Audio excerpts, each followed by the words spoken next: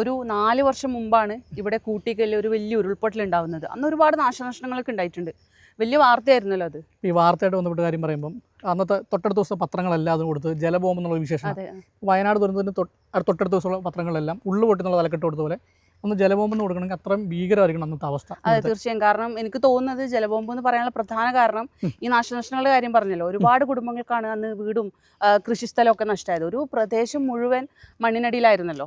അതിപ്പോൾ നമ്മൾ താഴെ ഈ ചേട്ടനോട് സംസാരിച്ചപ്പോൾ പുള്ളി പറഞ്ഞതും സാധാരണ ഈ ഇവിടെ ചെറിയ ഉരുൾപൊട്ടൽ ഉണ്ടാവുക, തുടർച്ചയായിട്ട് മഴ പെയ്യൊക്കെ ഒരു സാധാരണ സംഭവമാണ്. അപ്പോൾ ഇവർ അന്നും പ്രതീക്ഷിച്ചത് ഇങ്ങനെയൊക്കെ അങ്ങ് പൊക്കോളുന്ന.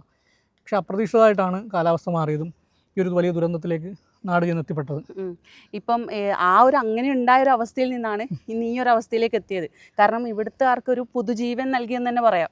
അതിനകത്ത് ഇപ്പം CPM-ൻ്റെ പങ്ക് പ്രധാനപ്പെട്ട CPM-ൻ്റെ വിവിധ ഘടകങ്ങൾ, ജില്ലാ കമ്മിറ്റി, ഏരിയ കമ്മിറ്റിയൊക്കെ അതിൽ നടത്തിയൊരു പ്രവർത്തനം. ഈ ഭൂമി കണ്ടെത്തുക, ഈ വീടുകൾ 25 വീടുകളോളം വെച്ച് നൽകുക എന്ന് പറഞ്ഞാൽ ചെറിയ കാര്യമില്ല. അങ്ങനെയാണ് ഈ നാട് തിരിച്ചെടുക്കപ്പെട്ടതെന്ന് തന്നെ വേണമെങ്കിൽ പറയാം. ഒരു പുതുജീവൻ കിട്ടിയതുപോലെ തന്നെ നമ്മൾ ഈ പറഞ്ഞില്ല, അങ്ങോട്ടേക്കാണ് നിലവിൽ നമ്മൾ വന്നെടുക്കുന്നത്. ഞങ്ങളുടെ വീടിൻ്റെ അവിടെ 9:30 ആയപ്പോഴാണ് ഇടിച്ചിലുണ്ടായതാണ്. വെള്ളപ്പൊക്കമല്ല, ഇടിച്ചിലുണ്ടായതാണ്. ഒരു വീട് ഞങ്ങളുടെ വീടിൻ്റെ മണ്ടയിലോട്ട് മണ്ണിടിഞ്ഞ് വീണതാണ്. മണ്ണിടിഞ്ഞ് വീണ് അത് അങ്ങനെ ആയതാണ്. അങ്ങനെ ഉരുള പൊട്ടിയ പോലെ വന്നിട്ട് ആ വെള്ളവും മണ്ണും വന്ന് ഞങ്ങളുടെ വീടിൻ്റെ പകുതി ഭാഗം കൊണ്ടങ്ങ് പോയി.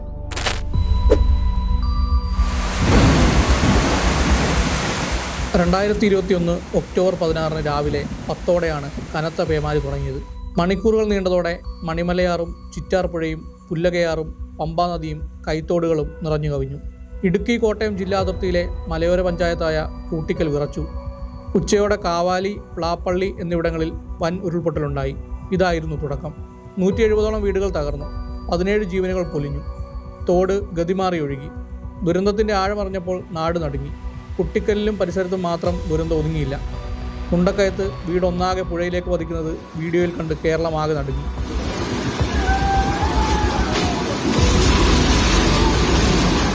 ഞാൻ +2 പഠിക്കുന്ന സമയത്താണ് പ്രളയം ഉണ്ടാകുന്നത്. അപ്പോൾ ഈ പ്രളയം ഉണ്ടാകുന്ന സമയത്ത് ഉണ്ടായി കഴിഞ്ഞിട്ടുള്ളൊരു ട്രോമറ്റൈസ്ഡ് ആയിട്ട് നമ്മളെന്നും രാത്രിയിൽ ഇങ്ങനെ ഉരുൾ പൊട്ടുന്ന കാര്യങ്ങളൊക്കെ ഓർത്ത് കിടക്കുക, അല്ലെങ്കിൽ നമ്മുടെ ജീവനെ തന്നെ നമ്മൾ ഭയങ്കരമായിട്ട് ട്രോമറ്റൈസ്ഡ് ആയി പോകുന്ന ഒരു അവസരം ഉണ്ടായിരുന്നു.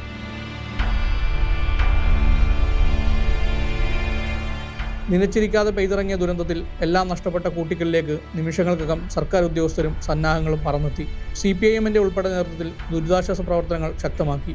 എന്നാൽ അതുമാത്രം പോരെന്ന് പാർട്ടി തീരുമാനിച്ചു. കാഞ്ഞിരപ്പള്ളി ഏരിയ കമ്മിറ്റി കീഴിലെ പാർട്ടി അംഗങ്ങളിൽ നിന്ന് മാത്രം സമാഹരിച്ചാണ് 2 ഏക്കർ 10 സെന്റ് വാങ്ങിയത്. ജില്ലാ കമ്മിറ്റിയുടെ നേതൃത്വത്തിൽ വർഗ ബഹുജന സംഘടനകളുടെ സഹകരണത്തോടെ 25 കുടുംബങ്ങൾക്ക് വീടൊരുക്കി. വർഷങ്ങളായിട്ട് വാടകയ്ക്ക് കിടന്നാണ് ഞങ്ങൾ. പിന്നെ പ്രളയത്തിൽ ഒത്തിരി നാശനഷ്ടങ്ങളുണ്ടായിരുന്നു. അപ്പം പാർട്ടിക്കാർ വീട് മാത്രമല്ല ഞങ്ങൾക്ക് തന്നത്, ഞങ്ങൾക്ക് ഗൃഹോപകരണങ്ങൾ തന്നു, ഞങ്ങൾക്ക് അടിസ്ഥാന സൗകര്യങ്ങളെല്ലാം തന്നു. പിന്നെ ഞങ്ങൾക്ക് മേള് വരെ എല്ലാവർക്കും റോഡ്, എല്ലാവരുടെയും മുറ്റത്ത് വണ്ടി കയറ്റാൻ സൗകര്യത്തിന് പാകത്തിന് വീട് തന്നു. ഞങ്ങളെപ്പോലുള്ള ആൾക്കാർക്ക് വാടകത്തുണ്ണുകളിൽ കിടന്നിരുന്ന ആളുകൾക്ക് ഞങ്ങൾക്ക് പ്രത്യേക രേഖകളൊന്നുമില്ലാത്തതിൻ്റെ പേരിൽ സർക്കാരിൻ്റെ ആനുകൂല്യം കിട്ടാതെ വന്നപ്പോഴാണ് പാർട്ടി ഞങ്ങളെ 25 കുടുംബത്തെ ചേർത്ത് വെച്ചത്. അതുകൊണ്ട് ഞങ്ങൾക്ക് പാർട്ടിയോട് അതുപോലുള്ള കടപ്പാടും സ്നേഹവും ഉണ്ട്. വീട് ഞങ്ങൾക്ക് തരുന്നതെന്ന് പറഞ്ഞപ്പോൾ ഭയങ്കര സന്തോഷമായി. കാരണം ഞങ്ങൾ ഒത്തിരി കാലമായിട്ട് വാടകയ്ക്ക് താമസിക്കുന്ന ആളുകളായിരുന്നു. അപ്പോൾ പഠിക്കാനുള്ള സൗകര്യങ്ങളും എല്ലാം വളരെ കുറവായിരുന്നു. ലിമിറ്റഡ് ആയിട്ടുള്ള സ്പേസും പഠനമുറി സൗകര്യങ്ങളൊക്കെ വളരെ കുറവായിരുന്നു. ഇപ്പോൾ ഇവിടെ വന്നു കഴിയുമ്പോൾ പഠിക്കാനുള്ള സൗകര്യമുണ്ട്, അതിനെതിരെ നല്ല ഇൻവോൾവ്മെൻ്റ് ഉണ്ട്, എല്ലാം അറിയുന്ന ആളുകളാണ്, നല്ല ആളുകളാണ്. അപ്പോൾ ഇത് തന്ന പാർട്ടീനെ ഒരിക്കലും മറക്കാൻ പറ്റില്ല. സന്തോഷം. ഞാൻ ഒത്തിരി ദുരിതം അനുഭവിച്ച് വന്നിവിടെ വന്നപ്പോൾ ഞങ്ങൾക്ക് വീട് കിട്ടി. ഇവിടെ ഞങ്ങൾക്ക് നല്ല സൗകര്യമായിട്ട് ഞങ്ങൾ താമസിക്കുന്നു ഇവിടെ വന്നു കഴിഞ്ഞ്. മുഖ്യമന്ത്രി പിണറായി വിജയൻ പ്രവർത്തനങ്ങൾ ഓരോ ഘട്ടത്തിലും വിലയിരുത്തിയതും CPIM സംസ്ഥാന സെക്രട്ടേറിയറ്റ് അംഗവും പ്രദേശവാസിയുമായ KJ തോമസിന്റെ നേതൃപാഠവും കരുത്തായി. ഇത് EMS നഗർ. ഇവിടെ 25 വീടുകളാണ് നല്ല രീതിയിൽ പണിത് നൽകിയിട്ടുള്ളത്. ഇവിടെ വീട് വയ്ക്കുന്നതിനാവശ്യമായ സ്ഥലം പാർട്ടി തന്നെ വാങ്ങി. 2 ഏക്കർ 10 സെൻറ്റ് സ്ഥലമാണ് വാങ്ങി. അതിനുശേഷം പാർട്ടി തന്നെ മുൻകൈയെടുത്ത് വീട് നിർമ്മാണം ആരംഭിച്ചു. കൃത്യസമയത്ത് തന്നെ പൂർത്തിയായി. ആദ്യം അതിൻ്റെ തറക്കല്ലിടൽ ചടങ്ങ് സഖാവ് കോടിയേരി ബാലകൃഷ്ണനാണ് നിർവഹിച്ചത് ഇവിടെ വന്ന്. അതിനുശേഷം ഏതാണ്ട് 1.5 വർഷത്തിനകം തന്നെ 25 വീടുകളും നല്ല മനോഹരമായ രീതിയിൽ പൂർത്തിയായി. അവർക്ക് സൗജന്യമായി അന്ന് തന്നെ താമസം തുടങ്ങുന്നതിന് മുമ്പ് തന്നെ വാട്ടർ സപ്ലൈ നടപ്പാക്കി. സൗജന്യമായിട്ട് എല്ലാവർക്കും ഇലക്ട്രിസിറ്റി കണക്ഷൻ നൽകി. ഈ റോഡ് തന്നെ ജില്ലാ പഞ്ചായത്ത് പണി കഴിപ്പിച്ചിട്ടുള്ള റോഡാണ്. എല്ലാവിധ സൗകര്യവുമുള്ള ഒരു നഗരമാണ്, EMS നഗരമാണ്.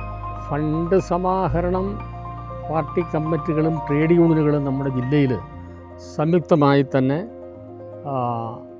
പാർട്ടി അനുഭാവികളെയും അതുപോലെ തന്നെ ട്രേഡ് യൂണിയൻ്റെ അംഗങ്ങളെയും സമീപിച്ചു. അങ്ങനെയാണ് NGO യൂണിയൻ വീട് പണിത് ഒരു വീട് പണിത് കൊടുക്കാനുള്ള പണം കൊടുത്തിട്ടുണ്ട്, KGO നൽകിയിട്ടുണ്ട്, ഹോസ്പിറ്റൽ എംപ്ലോയീസ് കൊടുത്തിട്ടുണ്ട്. അങ്ങനെ വിവിധ സംഘടനകൾ ഇതിനു വേണ്ടിയുള്ള പണം നൽകി. അങ്ങനെയാണ് ഈ രീതിയിൽ വളരെ മനോഹരമായ ഒരു മാതൃകാ സ്ഥാപനം എന്നുള്ളത് എനിക്ക് വേണമെങ്കിൽ പറയാം. അതാണ്. മന്ത്രി VN വാസവൻ നേരിട്ടെത്തി വീണ്ടെടുക്കലിന് ഊർജ്ജം പകർന്നു. മന്ത്രിമാരായിരുന്ന K രാധാകൃഷ്ണൻ, റോഷി അഗസ്റ്റിൻ, K രാജൻ, അന്നത്തെ ജില്ലാ സെക്രട്ടറി AV റസൽ എന്നിവരും നിറസാന്നിധ്യമായി. വീടുകൾ കൈമാറാൻ അധിക നാൾ വേണ്ടി വന്നില്ല. വീടിൻ്റെ ശിലാസ്ഥാപനം അന്നത്തെ സംസ്ഥാന സെക്രട്ടറി കോടിയേരി ബാലകൃഷ്ണനും താക്കോൽ കൈമാറ്റം മുഖ്യമന്ത്രി പിണറായി വിജയനും നിർവഹിച്ചു. ദുരന്തത്തിൽ കൈത്താങ്ങായവർ ഇന്നും മുടക്കമില്ലാതെ ഒപ്പമുണ്ടെന്ന് നാടൊന്നാകെ പറയുന്നു.